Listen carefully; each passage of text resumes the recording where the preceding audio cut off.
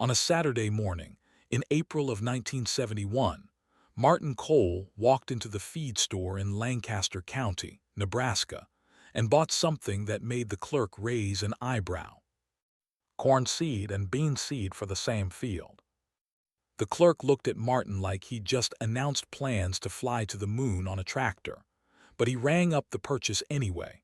A customer's money was a customer's money, even when the customer had clearly lost his mind. By the end of that day, everyone in Lancaster County knew that Martin Cole was planting two crops in the same field.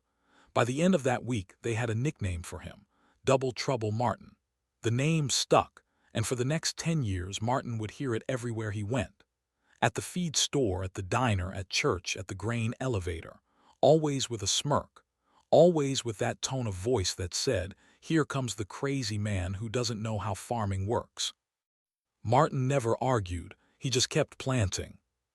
Let me tell you about Martin Cole, because to understand what he did, you need to understand who he was. Martin was born in 1933, the second son of August and Helena Cole. The Coles had been farming in Lancaster County since 1888, when Martin's great-grandfather had homesteaded 160 acres of Nebraska prairie. By the time Martin was born, the family had grown to 480 acres. Good land, productive land, land that had fed 4 generations. Martin's father, August, was a traditional man. He farmed the way his father had farmed, the way his grandfather had farmed. Corn one year, soybeans the next, wheat when the rotation called for it. One crop per field every year. That was how farming worked. That was how farming had always worked. Martin learned the traditional way. He worked the fields from the time he was old enough to hold a hoe, drove a tractor at 12, took over half the planting by 16. He was good at it, had a feel for the land, a sense of when to plant and when to wait, when to push and when to let nature take its course. But Martin was also curious. He read books, not just farm magazines, but actual books about soil science, plant biology, agricultural history. He read about farmers in other countries, other centuries, other climates. He read about things that worked and things that didn't. And he noticed that sometimes the things that didn't work had worked just fine for somebody somewhere. One of those books changed his life. In the winter of 1968, Martin found a book at a used bookstore in Lincoln. It was old, published in 1923, written by a professor of agriculture at Cornell University. The title was Companion Planting, Ancient Wisdom for Modern Farmers. Most of the book was technical: soil chemistry, nitrogen cycles, root systems. But one chapter caught his attention. It was called The Three Sisters. The Three Sisters was a planting technique used by Native American tribes for thousands of years. Corn, beans, and squash planted together in the same mound. The corn grew tall and provided a structure for the bean vines to climb. The beans fixed nitrogen from the air and released it into the soil, feeding the corn. The squash spread along the ground, shading the soil to retain moisture and prevent weeds. 3 crops, 1 field, each one helping the others. Martin read that chapter 3 times. Then he went to the library and found more books. He read about the Iroquois and the Cherokee and the Hopi. He read about farmers in China who had been interplanting for centuries.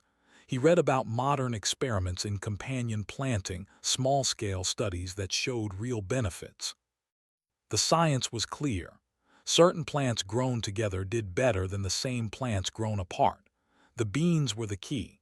Their roots hosted bacteria that could pull nitrogen directly from the air and convert it into a form that other plants could use. Free fertilizer, produced by the plants themselves. Why doesn't everyone do this? Martin asked himself. The answer, he realized, was simple. Because everyone did what their fathers had done, and their fathers had done what their grandfathers had done. And somewhere along the line, the old knowledge had been lost, replaced by the new orthodoxy of single-crop fields and chemical fertilizers. Martin decided to bring it back. In April of 1971, Martin planted his usual 80 acres of corn. But between every 2 rows of corn, He planted a row of soybeans. Not the bushy modern soybeans bred for separate fields, but an older variety with a climbing habit, the kind that would grow up alongside the corn without competing for sunlight. His father, August, was still alive then, still living on the farm, though too old to work it. He watched Martin plant and didn't say much, but the look in his eyes said plenty. "You sure about this?"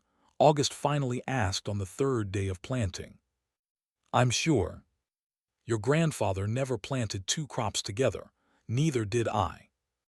"I know, there's a reason for that maybe, or maybe the reason got lost somewhere." August shook his head and went back inside. He didn't bring it up again. The neighbors weren't so quiet. Roy Dennison, who farmed the 320 acres to the north, drove over on the day Martin finished planting.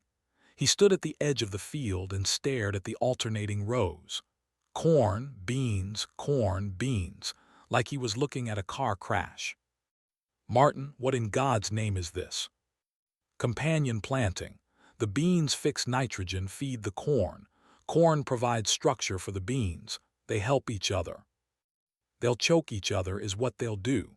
Two crops competing for the same sun, same water, same nutrients. One or both will die." "Maybe we'll see." "We'll see," Roy laughed. "Martin, I've been farming 40 years. My daddy farmed 40 years before that. Nobody plants two crops in the same row. There's a reason for that." "So I've heard." Roy drove away shaking his head. By evening, he'd told the story to everyone at the feed store. Glenn Patterson was the loudest voice against Martin's experiment. Glenn owned Patterson Equipment, the John Deere dealership in town. He'd been selling tractors and combines and planters for 25 years, and he considered himself an expert on farming. Not because he farmed himself, but because he talked to farmers all day long. He knew what worked. He knew what sold. Glenn drove out to Martin's farm on a Sunday afternoon 2 weeks after planting. The corn was just coming up, tiny green shoots in neat rows. Between them, the bean seeds were just starting to break the surface. "What do you think?" Martin asked. Glenn laughed, not a polite chuckle, a real laugh, the kind that comes from the belly. "What do I think? I think you've lost your mind, Martin. I think you took good seed and good land and turned them into a science experiment that's going to fail." He pointed at the field. "Those beans are going to steal nutrients from your corn. The corn's going to shade out the beans. You'll end up with half a crop of each if you're lucky. The beans make their own nitrogen. They'll feed the corn, not steal from it." "Nitrogen from where?" "Thin air. Actually, yes, that's exactly where it comes from." Glenn looked at Martin like he was speaking a foreign language. "Martin, I've been in this business a long time. I've seen every crazy idea that's come and gone. This one's going to go fast." "Maybe we'll see." "Yeah," Glenn turned to walk back to his truck. "We'll see. And when we do, don't be too proud to come buy new seed for next year. I'll give you a fair price." He drove away laughing. Have you ever tried something that everyone told you wouldn't work? Have you ever had the experts, the people who were supposed to know better, laugh in your face? That's where Martin Cole stood in the spring of 1971. He had 80 acres of impossible farming, a county full of skeptics, and nothing but a 60-year-old book and his own stubbornness to keep him going. Some men would have given up, replanted, admitted they were wrong. Martin just waited for harvest. The summer of 1971 was good. Not great, but good. Enough rain, enough sun. The kind of weather that produced solid, if unspectacular, crops. Martin watched his fields carefully, looking for signs of trouble. The corn and beans grew together, intertwined, a green tangle that looked nothing like the neat single-crop fields of his neighbors. In August, Roy Dennison drove by and stopped to look. The corn was tall, taller than Roy's corn actually, and the beans were climbing up the stalks, their pods heavy and green. "How's it looking?" Roy asked, though he could see for himself. "Looking good. Corn's tall. Beans are feeding it." Roy didn't say anything. He just drove away. Harvest came in October. Martin combined the corn first, then went back for the beans, a two-pass harvest that took longer than a single crop would have. The neighbors waited for the numbers, waiting to be proven right. The numbers came in. Martin's corn yielded 142 bushels per acre. The county average that year was 120, 20% above average from the same field, the same soil, the same weather. The only difference was the beans growing between the rows. And Martin had the beans too, not a full soybean crop but enough to matter. 32 bushels per acre sold at market price, pure profit on top of the corn. When the numbers got around, and in a small farming community numbers always get around, people didn't know what to say. Must have been the field, Roy said at the feed store. Good soil on Martin's place, always has been. Same soil he's been farming for 20 years, someone pointed out. Never got 142 before. Weather then, some fields catch the rain different. Same rain fell on your field, Roy. You got 115. Roy didn't have an answer for that. Glenn Patterson had an answer, though. 1 year doesn't prove anything. Could be luck, could be a fluke. Let's see him do it again. Martin did it again, and again, and again. Every year Martin planted his corn and beans together. Every year his corn yields came in above the county average. Sometimes 10% above, sometimes 25% above, depending on the weather and the market. And every year he had the bean harvest on top. He also spent less on fertilizer. That was the part that really got people's attention. In the 1970s, with oil prices rising and fertilizer costs going through the roof, every farmer in Lancaster County was scrambling to afford the nitrogen their corn needed. Martin's bean plants made their own. By 1975, Martin was spending 40% less on fertilizer than his neighbors.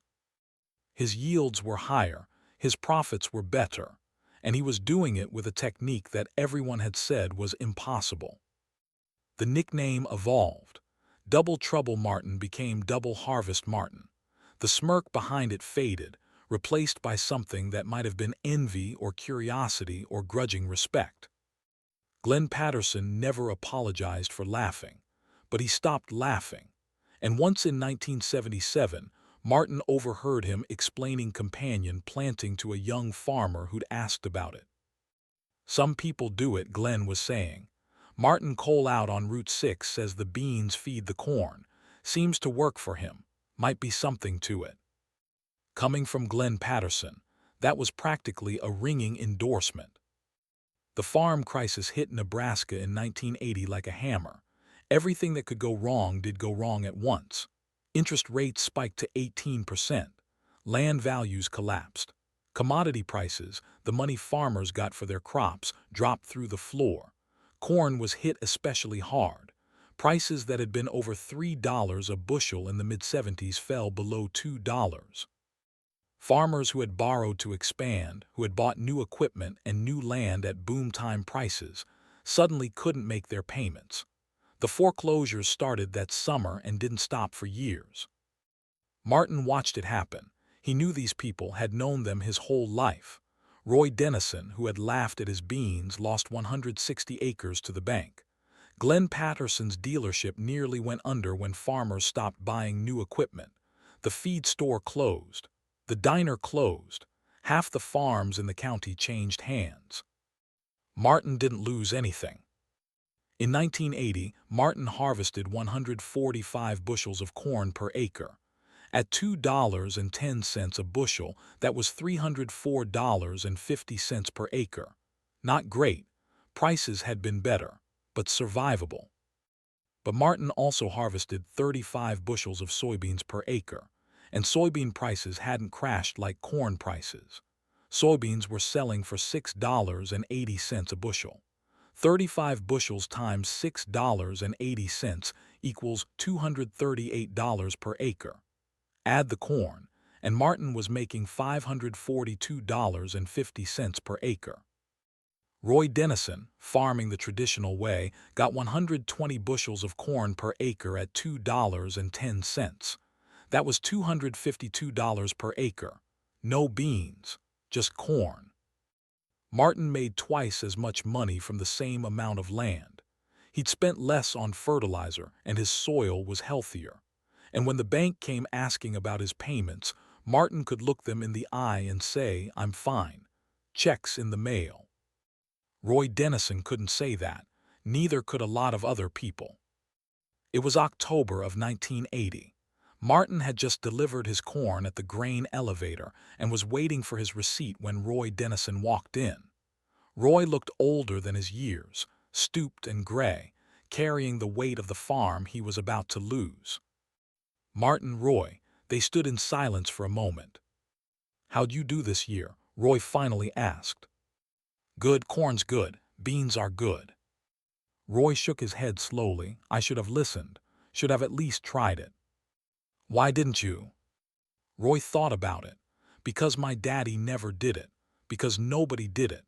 Because I figured if it worked, someone smarter than me would have thought of it already." Martin nodded. He understood. He'd had the same thoughts himself a long time ago. "Can I ask you something, Martin? Something I've been wondering for 10 years. "Go ahead." "Where'd you learn about it? The beans and corn together. Where'd that idea come from?" Martin smiled. "A book. Old book published in 1923 about Native American farming techniques. The Three Sisters, they called it. Corn, beans, and squash." "Indians?" Roy looked surprised. "You learned farming from Indians?" "I learned farming from my father. I learned about companion planting from a book about people who'd been doing it for 1,000 years before my great-grandfather ever set foot in Nebraska." Roy was quiet for a long moment. "1,000 years," he finally said, "and we forgot. We got tractors and fertilizer and machinery, and we forgot that the old ways worked for a reason." Martin shook his head. "I didn't remember. I found it in a book and tried it, that's all. Anyone could have done it." Nobody did. Roy took his receipt, folded it, put it in his pocket without looking at it. They both knew the numbers wouldn't be good. "I'm going to lose the North 160. Bank's calling the loan. Can't make the payments at these prices." "I'm sorry, Roy." "Don't be. I made my choices. Planted what I always planted. Did what I always did." He looked at Martin with something that might have been admiration or regret or both. "You made different choices. You put your eggs in 2 baskets instead of 1. When one basket broke, you still had the other. That's one way to look at it. It's the right way." Roy turned to leave, then stopped. "My grandson's thinking about farming, going to inherit whatever I've got left. I'm going to tell him about you, Martin. Tell him to try something different. Tell him not to laugh at ideas just because they're old or strange or because nobody else is doing them." "That's good advice. Should have taken it myself 20 years ago." Roy walked out into the October sun. Martin never saw him at the grain elevator again. Roy sold his remaining land the next spring and moved to town. But his grandson Bobby did become a farmer. And Bobby Dennison was one of the first in the next generation to plant corn and beans together. Martin taught him how. After 1980, after the crisis showed everyone what could happen when you bet everything on one crop, people started asking Martin questions. "How did you plant the beans? What variety? How close to the corn? When do you harvest?" Martin answered every question. He walked farmers through his fields, showed them his methods, explained the science as best he understood it. He never charged a fee, never asked for credit, never said, "I told you so," to the people who'd laughed at him. Knowledge isn't worth anything if you keep it to yourself. He told his wife Alina when she asked why he spent so much time teaching instead of farming. The whole point is for it to spread. By 1990, a dozen farms in Lancaster County were using some version of Martin's technique. By 2000, it had spread across Nebraska. Today, intercropping, the modern term for what Martin was doing, is practiced on farms all over the world. Scientists study it, Universities teach it. Agricultural extension agents recommend it. They don't call it double trouble anymore. They call it sustainable agriculture. They call it regenerative farming. They call it the future of food production. Martin called it common sense. Martin Cole died in 2008 at the age of 75. He'd been farming until the year before when a stroke finally forced him to slow down. His son Thomas had taken over the operation, running the same 480 acres with the same techniques Martin had pioneered. The funeral was held at the Lutheran church in town. The pews were full. Farmers from 3 counties, agricultural extension agents, a professor from the University of Nebraska who'd studied Martin's methods, even a reporter from a farming magazine who was writing a story about companion planting. Pastor Williams, who'd known Martin for 40 years, gave the eulogy. He talked about Martin's faith, his family, his dedication to the land. But everyone knew what he'd really be remembered for. Martin Cole was a man who tried something different, Pastor Williams said, when everyone told him it wouldn't work. He did it anyway. When they laughed at him, he kept going. When they gave him a nickname meant to mock him, he wore it like a badge of honor. Double Trouble Martin, they called him, because he planted 2 crops where everyone else planted 1, because he refused to do things the way they'd always been done, because he believed that old wisdom and new thinking could work together, just like his corn and beans. Martin never got rich from his method. He could have patented it, marketed it, turned it into a business. He didn't. He gave it away to anyone who asked, because he believed that good ideas belong to everyone. When Martin was a young man, he read a book about Native American farming. The 3 sisters, corn, beans, and squash, growing together, helping each other, a technique that had fed people for 1,000 years before any of our ancestors arrived on this continent. Martin didn't invent companion planting. He just remembered it. When the rest of us had forgotten, he brought it back. And because of him, farms are healthier today. Soil is richer. Farmers have more options, more resilience, more ways to survive when times get hard. Double Trouble Martin, that's what they called him. But the only trouble he caused was for people who thought they knew everything already. For the rest of us, Martin Cole was no trouble at all. He was a blessing. On Martin's gravestone, below his name and dates, there's an inscription. Eleanor chose it with help from Thomas and the grandchildren. It's simple. Martin would have wanted it simple. He planted 2 seeds and fed the world. Below that, carved in smaller letters, corn and beans, 1971, forever. The farm is still operating today. Thomas retired a few years ago and his daughter Rachel runs it now. She plants corn and beans together, the way her grandfather taught her father, the way her father taught her. She still gets questions about it. Visitors, students, other farmers wanting to learn. Rachel shows them the fields, explains the technique, tells them about her grandfather and the book he found in a used bookstore in Lincoln in 1968. He wasn't smarter than everyone else, she says. He just wasn't afraid to try something different. He read a book, thought it made sense, and did it. That's all. Anyone could have done it. But nobody did. They were too busy doing what they'd always done. Rachel smiles. My grandfather used to say that the most dangerous words in farming are, "We've always done it this way." Those words killed more farms than any drought or depression. She looks out at the field. Corn and beans growing together the way they've grown on this land for over 50 years. He also used to say something else, something I think about every planting season. What's that? He said, if you put all your eggs in one basket, you better not drop that basket. But if you put them in 2 baskets, you've got a chance even when things go wrong. Rachel reaches down and picks a bean pod from between the corn stalks. 2 baskets, she says. 2 crops, 2 chances. That's what my grandfather gave us. That's what he gave everyone who was willing to listen. She hands the bean pod to her visitor. The 3 sisters knew it 1,000 years ago. My grandfather knew it in 1971, and now you know it too. What you do with it is up to you.